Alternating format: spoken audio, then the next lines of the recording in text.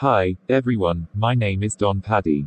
I have a little story to tell, I hope you will enjoy it. I boarded a bus last week to go get a few things from the market, and an interesting conversation broke out on the bus.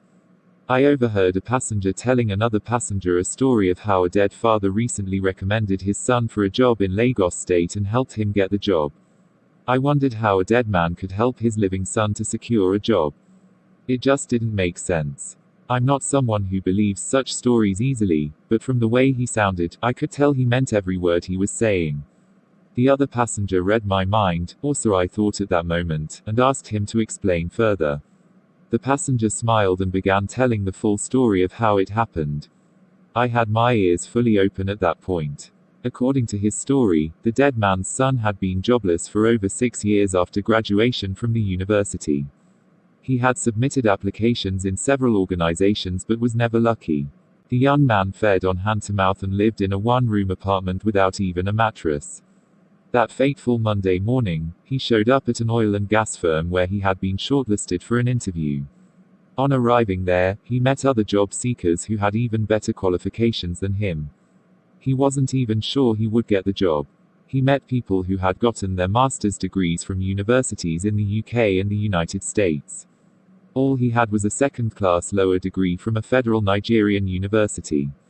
He stood no chance. He went in for the interview. A look at his file and his face, the interviewer was quick to ask him questions to know more about him.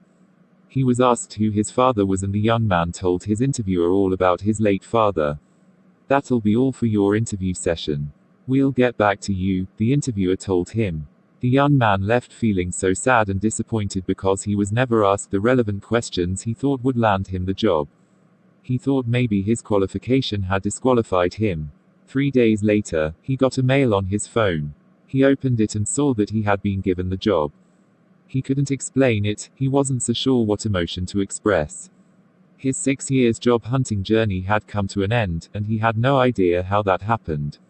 Not only did he get the job, but he also got an official car and an apartment. He resumed work 2 weeks later and his employer who had interviewed him called him to his office. "Do you know why you got this job?" he asked the young man.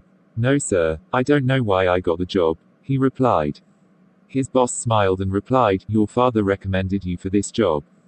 He made it possible." The young man was confused and went ahead to remind his employer that his father had died 8 years ago while he was still an undergraduate in the university.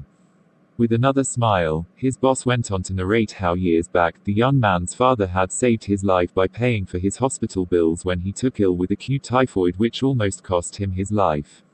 He went further to tell him how his father had to borrow to support him with half the money he needed for his school fees that session. "The moment you told me who your father was, you got the job. You didn't get the job because of your certificates, but by your late father's good deeds." Those were his employer's words to him. "You got this job because your father's good name recommended you. Congratulations and welcome on board." The young man at this moment had tears flowing freely down his cheeks. Before leaving his employer's office, he was asked a question. 30 years from now, will the mention of your name open doors for your children? I was speechless on the bus. I asked the driver to stop the vehicle because I had reached my destination.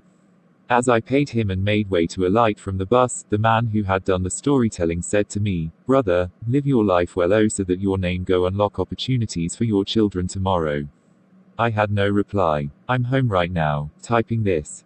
I've asked myself over and over again, if I leave this world tomorrow, will my name open doors for my children or shut doors against them?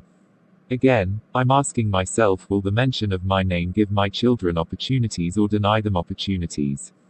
I still do not have an answer. Maybe you could ask yourself the same question and see if you have an answer. What kind of life are you currently living? What deeds are you serving out there? Will the mention of your name be the reason your children get to cry tears of joy tomorrow or the reason they get to regret you had to birth them? Think about it. If you enjoyed the story, please subscribe to our channel. I remain your good friend, Don Paddy. Bye for now.